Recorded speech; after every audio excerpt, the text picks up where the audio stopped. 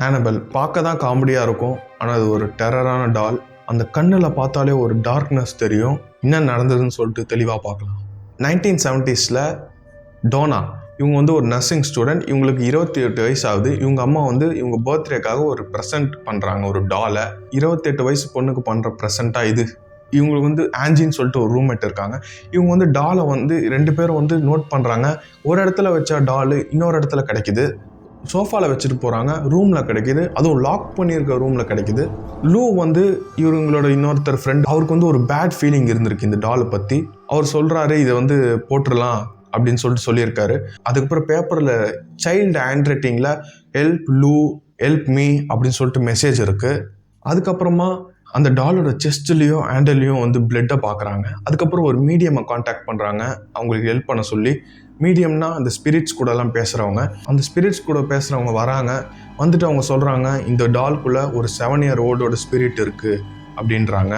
Donna வந்து அந்த spirit வந்து அந்த டால்குள்ளேயே இருக்கட்டும்னு சொல்லி ஒரு பாவம் பார்த்து பர்மிஷன் கொடுக்குறாங்க. லூ வந்து இதுக்கு அப்ரூவ் பண்ணவே இல்லை. அவர் இதுக்கு ஒத்துக்கல. ஒரு நைட் அவர் தூங்கிட்டு இருக்கும் போது பேரலைஸ் ஆகிருக்கு, அவருக்கு ஃபீல் பண்ணியிருக்காரு. பேரலைஸ் ஃபீல் பண்ணோன்னே பார்த்துருக்காரு. பார்த்தா அந்த டால் வந்து கால்லேருந்து மேலே செஸ்ட் வரைக்கும் ஏறி வந்து அவரோட கழுத்தை பிடிக்குது. அதுக்கப்புறம் அவர் பாஸ் அவுட் ஆகுறாரு. ஏன்ச்சு இது வந்து ஒரு கனவுலன்னு முடிவு பண்ணுறாரு. அடுத்த நாள் வந்து லூவும் ஆன்ஜியும் வந்து ஒரு ரோட் ட்ரிப் பிளான் பண்ணுறாங்க. கிளம்பி போகும்போது ஒரு சவுண்டு கேட்குது ரூமில் இருந்து. சரி போய் பார்க்குறாங்க. பார்த்தா டால் வந்து கீழே ஃப்ளோரில் இருக்குது. லூ வந்து கிட்ட போகிறாரு. கிட்ட போகும்போது அவருக்கு ஒரு பெயின் ஃபீல் ஆகிருக்கு. அதுக்கப்புறம் ரத்தம் வந்திருக்கு. ஷர்ட்டை தூக்கி பார்த்தா க்ளா மார்க்ஸ், கீறி அப்படியே ரத்தம் வர மாதிரி இருந்திருக்கு. அதுக்கப்புறம் அப்போவே அது அப்படியே டிஸப்பியர் ஆகுது. எதுக்கு இப்படி பண்ணணும்? எதுக்கு ரத்தத்தை வர வச்சு எதுக்கு சரி பண்ணணும்? டோனா பொறுத்தது போதும்னு சொல்லிட்டு ப்ரீஸ்ட்டை கூப்பிட்றாங்க. வந்து எட் அண்ட் லாரன் இவங்க தான் வந்து பேரநார்மல் இன்வெஸ்டிகேட்டர்ஸ். இந்த படத்தில் காமிக்கிற பேரநார்மல் இன்வெஸ்டிகேட்டர்ஸ் இவங்க தான்.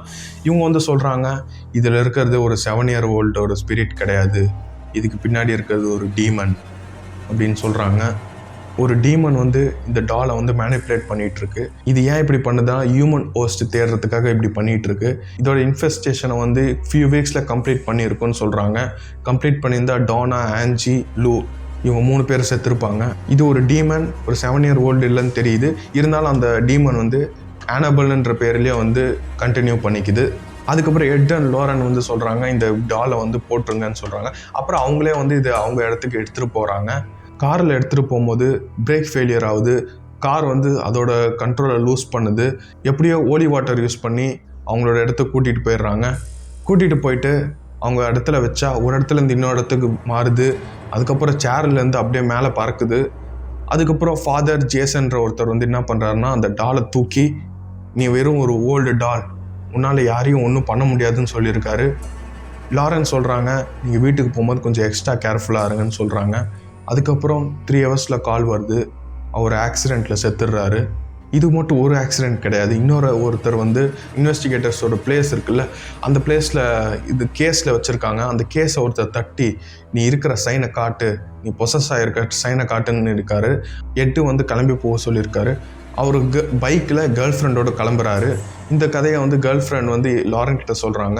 அவங்க வந்து பைக்கில் போகும்போது அவங்க வந்து அந்த டாலை பற்றி பேசி சிரிச்சிருக்காங்க.